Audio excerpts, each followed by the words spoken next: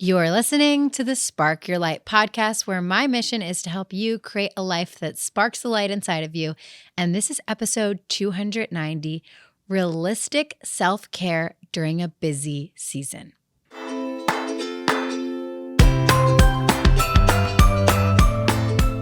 This episode is for you if maybe right now you are in a busy season or you have one coming up that you're preparing for.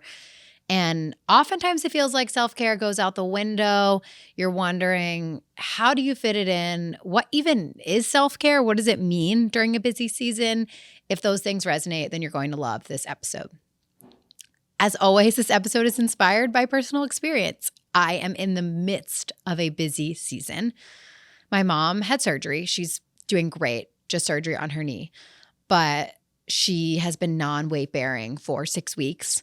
And normally she helps me with Michael so that I can be what I like to call a stay-at-home mom and a business owner, because it really feels like I'm doing both. And so I haven't had any help, and I also am taking care of my mom. So it has been quite busy, and there are a couple moving parts right now with my work that are keeping me busy as well. So it's just a busy season. And this is the first time in my life that I have approached this season differently. And it is 100% a reflection of all of the personal growth I've had for the past decade.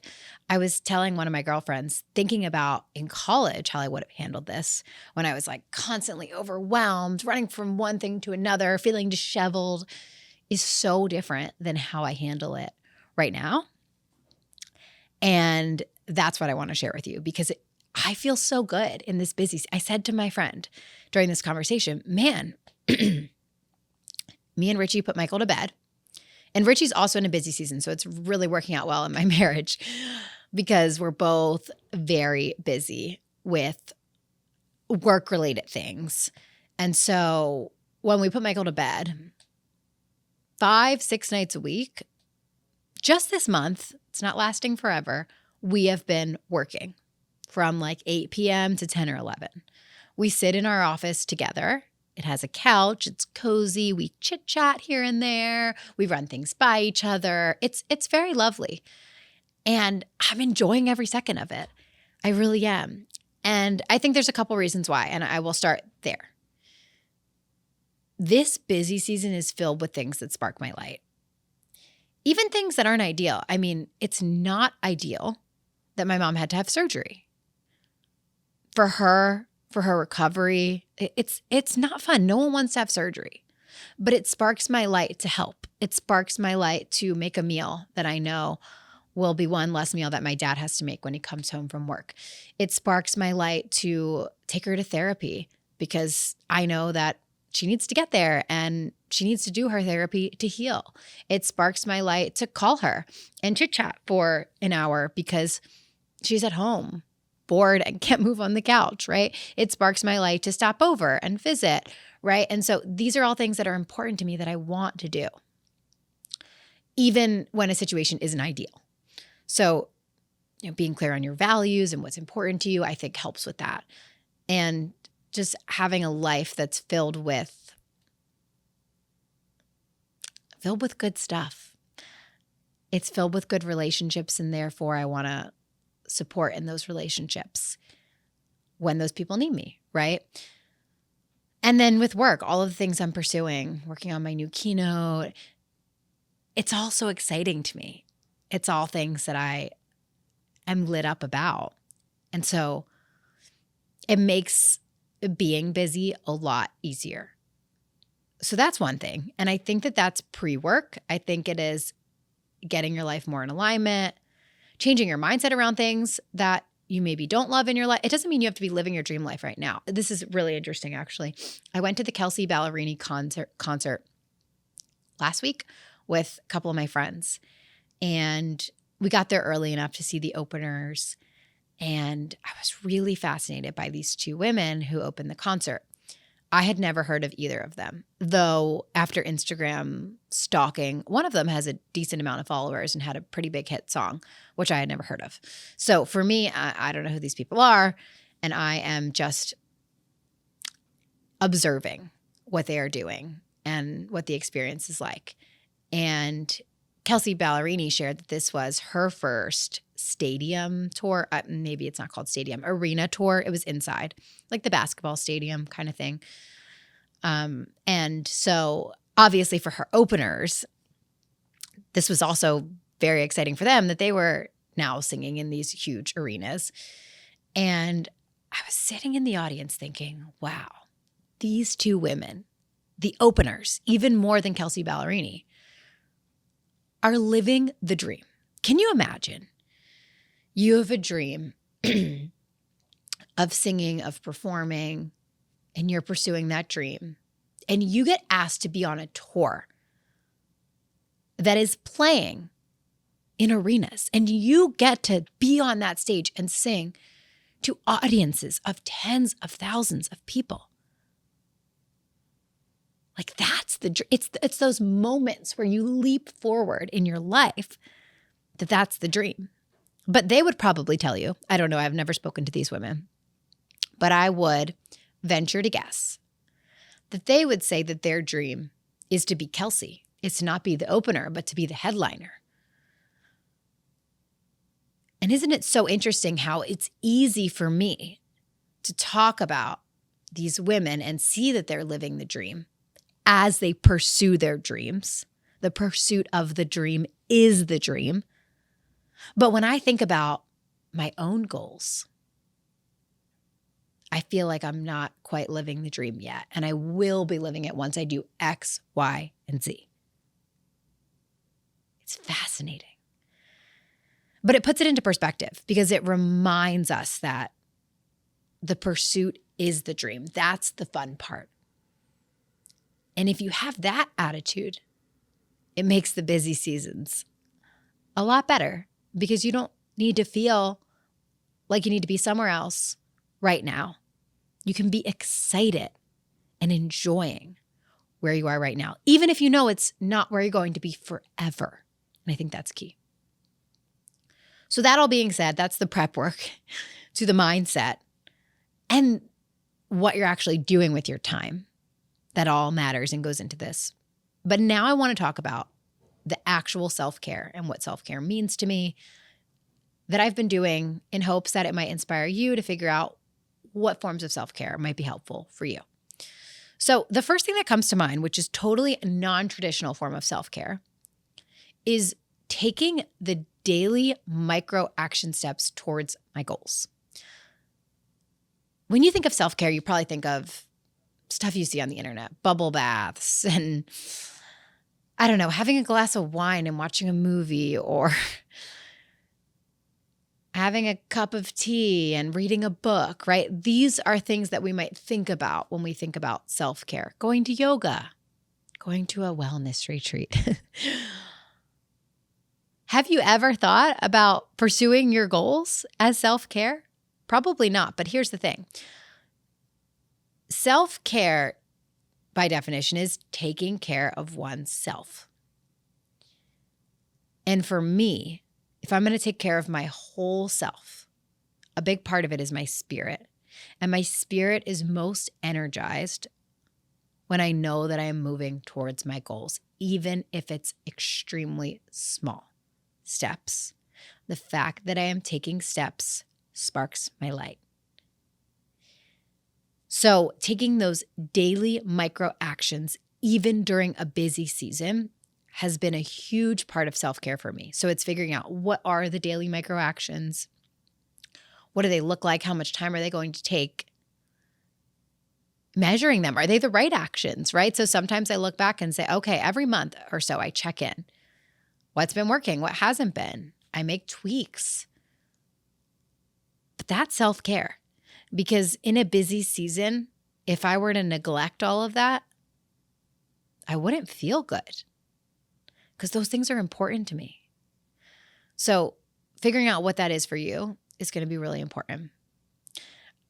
The second form of self-care that is also non-traditional is not neglecting things that need to be done or are important. So past versions of me, when I was overwhelmed and in a busy season, I would neglect everything.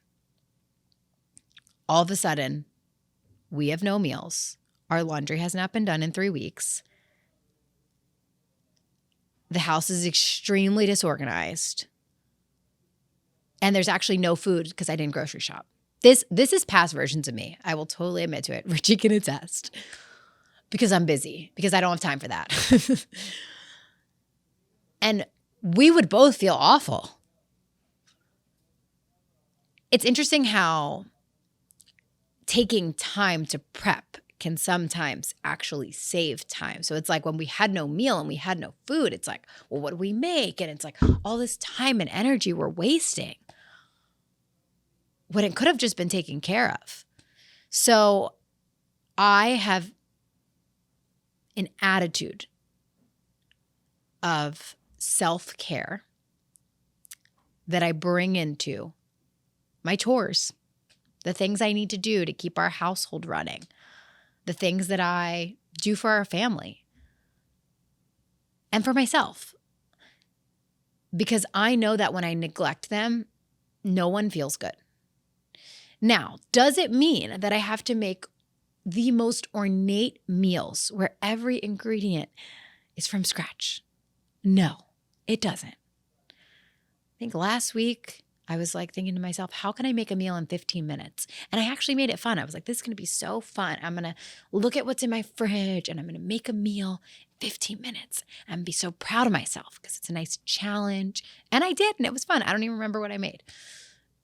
Can you remember what you ate like 2 weeks ago for dinner? This was in one of the books I was reading, Essentialism. They talked about this concept of, I don't remember what the point was of it, to be honest. But I was like, no, I can't remember what I ate 2 weeks ago on Wednesday for dinner. So I don't even remember what I made. But I do remember that I enjoyed the process of it. Occasionally, I actually do choose to make these ornate meals even during a busy season. But the reason is a different reason than not neglect. It's a different type of the self-care equation. And that one is still taking time for my hobbies. It might not be as much time as I would take during a not busy season, but still taking some time for them. So believe it or not, cooking is a hobby of mine. Baking occasionally, chocolate chip cookies specifically. There are things that I do because I like them, because they relieve stress. This developed for me in college. I remember being so overwhelmed with all my classes and everything going on, and cooking dinner felt like a break. And I liked it. I liked cooking. I liked eating a meal that tasted delicious. Like that feels like self-care for me, is like eating something that is so tasty. That feels like extreme self-care. And sometimes I buy that thing that is so tasty, right? But it also really feels good to make it for myself. So I do spend time on that, even during a busy season, occasionally. But it's not every night. And to be honest, even during a not busy season, it's not every night because I'm not interested in doing that every night. Once or twice a week, yeah. I usually have some kind of I do it because it sparks my light. I usually have a spark I want to follow. I'm the type of meal planner that usually I have an idea, I come across something, I'm researching something. Sometimes I randomly stumble across it by accident. Like I'm making a vision board, I'm on Pinterest, but then I see a pasta recipe that I'm like, that looks so good. And I don't have any of the ingredients. I've already done my grocery shopping for the week and I'm like, but I have to make this. So I do it because it sparks my light, not because it's avoiding neglecting responsibilities. Avoiding neglecting responsibilities would be doing that minimum 15-minute meal that's going to feed the family, taste good. Doing this ornate meal is a different category of pursuing my hobbies, my interests, taking a break from work all the time. Sometimes we need it, and that's important. Other things that I don't neglect laundry. I don't neglect keeping the house tidy. Now, does it mean that your house has to be super organized? You have to have all your laundry put away? No. The laundry might sit for 3-4 days. We're going to live. But we have clean clothes in our drawers. Every night I put Michael to bed, he's got clean pajamas. It's an issue when I open the drawer and there's no clean pajamas, right? That's an issue. So I do not get to that point. The house is not perfect by any means. But I do declutter it because it starts to give me a headache when there's stuff everywhere all the time. Now, everyone is different. So my not neglecting responsibilities might look different than yours. This is just something that has really helped me because whenever I neglect my responsibilities, I feel terrible. Everyone feels, and it's not guilt. It's not like, oh, I'm so guilty. Like, I have a wonderful husband who puts absolutely no pressure on me. I feel very blessed for my marriage. It's not like I'm like, oh, I feel so guilty that I didn't do our laundry or I didn't cook dinner for us. Richie will cook dinner. He will step in. He's wonderful. It's just like none of us feel good when there's no dinner at 6 p.m. and we're hungry and there's no food in the fridge, right? And so that's why not neglecting responsibilities has been really big for me in self-care. And then the final category of self-care is more of a traditional category, but it's different than bubble baths. And no, I'm all about taking a bubble bath if I need one, for sure. I listen to my body. And when I'm at the point where I'm like, I just can't do another thing, I don't. I exercise. I read a book. I take time. But I will say that I don't get to that point very often when I'm doing these miniature self-cares in my everyday routine, which are these things. Number one, I prioritize my sleep.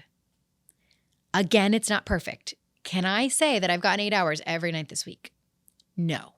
I will be completely honest with you and tell you that last night I only got 6.5 hours sleep. That was my worst in a really long time. It's because I'm here recording podcasts and because I don't have anyone to watch Michael. Richie is watching him and he's working from home. And so I had to come for a really early morning recording session before he had to start work. So it just kind of is a little bit chaotic, and that's okay. I'm not beating myself up, but I do prioritize my sleep and I do aim for 8 hours, and I get it a lot of nights. And at worst case scenario, I usually get 7, which I think is pretty good. I also don't set an alarm. So this may be a really weird thing. And it may not be something that everyone can implement into their lives depending on their jobs and responsibilities and just sleep habits. But I do wake up probably on average like 6:30 every day without an alarm, sometimes earlier. So today I got up earlier without an alarm because I knew I had to get up. I do set an alarm if I have a flight or something that's really important and it's a really unusual time. I mean, if it's like I have to get up at 4:30, I have to set an alarm. I'm not going to wake up for that. But I let myself get the sleep I need. And I trust that if I slept a little extra, let's say I slept till 7:15, which I can't remember the last time that happened, but if it did, I would say, you know what, my body needed it. And so I prioritize that sleep. That's been really important. Second, I move my body. To echo this theme of it's not perfect, it's not ideal, but I do it. In an ideal world, if I had no responsibilities and lots of free time, I would probably do a variety of workouts. I would do yoga, I would do strength training, I would spin, I would walk, I might even run. But in my current season, so far, I walked on my treadmill this week, I think twice this week so far. And I plan to do it again tomorrow. I have a call with someone and I asked them specifically, can we do a call? Because I'm going to walk on my treadmill during it instead of a Zoom, which is much harder. And the other times I walked on my treadmill, I was on the phone, or at one point I tried to do it with my laptop, but we have a walking pad. It doesn't quite have the right setup for a laptop. So it was very difficult and I only did it for 15 minutes. But I did it and I moved. And it's not perfect, but I'm moving and it feels good when I do. And I know that that matters. So it's doing the little things. It's doing it in the way you can that work for you. The other thing that's been big for me is taking a shower and washing my hair. I want to go back to that college example and like constantly feeling like you're late for things and you're disheveled and you have to be in 2 places at once and hate that feeling. I would be like 5 days without washing my hair and it would be so greasy. And I'm not one of those girls that has like curly hair, although ever since I had Michael, my hair has turned very curly. This is straight because I blew it out. But if I just let it dry, if I brush it and let it dry, I've got some like nice waves. Not nice enough that like they look very nice that I would just like come and do a recording or I don't do something important with that hair, but like definitely cute enough to like run to the grocery store or take Michael to story time or whatever it is. So maybe my hair will get less greasy. I know this because my mom and my one sister have very curly hair and their hair does not get greasy at all. But mine has always gotten greasy. And I tried to do the thing during COVID where like you don't wash your hair and you train it to be less greasy. It really didn't work for me at all. And that's okay.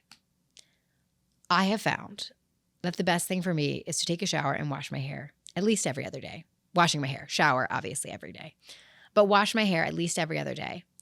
Because when I'm going somewhere, I just feel better that my hair looks clean. I just feel better. That's it. That's the reason I do it. I remember when we were in the hospital, I definitely didn't wash my hair every other day. So if you're new to this podcast, a year ago when my son was born, he was in the hospital at Children's Hospital of Philadelphia for 6 weeks. And my husband and I lived there. And it was a very difficult time in our lives. But I remember that every time I would wash my hair, I would feel like a new person. Never did I put makeup on. Never did I do anything other than brush my hair. I never blow dried it. I just washed it and brushed it. And I felt great. And it might have been every 3 or 4 days. But it felt so good just to do that. Now, you may be different and you may be thinking, I don't care about washing my hair. That's not the point. The point is, what are the things that you need to do for yourself? The basics, the everyday things that might not be the romanticized version of self-care, but that make you feel good, that make you feel put together, that make you feel that you have control over your time, that you, even though being busy, are organized, are aware of what comes next. And speaking of that, something else that has helped me is being better at planning my time. So Michael used to go down for a nap and I would think to myself, oh, what should I do? I'm so overwhelmed. And this probably is something that a lot of new moms especially can relate to. I have 10 things I want to do and I don't know where to start. And then I would just freeze and I would start like randomly tidying up and just doing random stuff around the house that, yes, needed to be done or could have been done, but probably wasn't the most intentional thing with my time. And then it would be a short nap. He would wake up and I'd be like, oh, I did nothing. Oh my gosh, I'm so overwhelmed. I can't tell you the amount of times that I felt like that. And I've learned that it is so much better to just accept that I might have 45 minutes right now. What do I want to do at that time? And decide ahead of time so that as soon as I close the door, I am sitting down with my laptop and doing that thing I wanted to do, or eating lunch, or working out, or cleaning up. But it is, I decided I want to clean the house, not I'm just randomly doing that because I just am so overwhelmed. I can't even look at what I have to do and I can't even think about it. I am in control of my time and how I choose to spend it. And while my time may be filled with many things right now, that doesn't take away my control. And that's really important because when we feel we have control, we are much likely to become helpless. That was proven by Dr. Martin Seligman and Dr. Steve Mayer in their learned helplessness experiments, which are described in the book Learned Optimism, which I talked about in the last episode. If you haven't listened to the last episode, it's a good one. I highly recommend it. But that feeling of control is very important for us. So ultimately, what I hope you take away from this episode is your own plan for self-care, but looking at, hey, this is realistic. My life is busy right now. This is what it looks like. So I hope it's helpful to get an insider view of the real life of a mom who has a business, who doesn't have any help with her 1-year-old right now. Thanks so much for tuning in to today's episode, and I will catch you next week.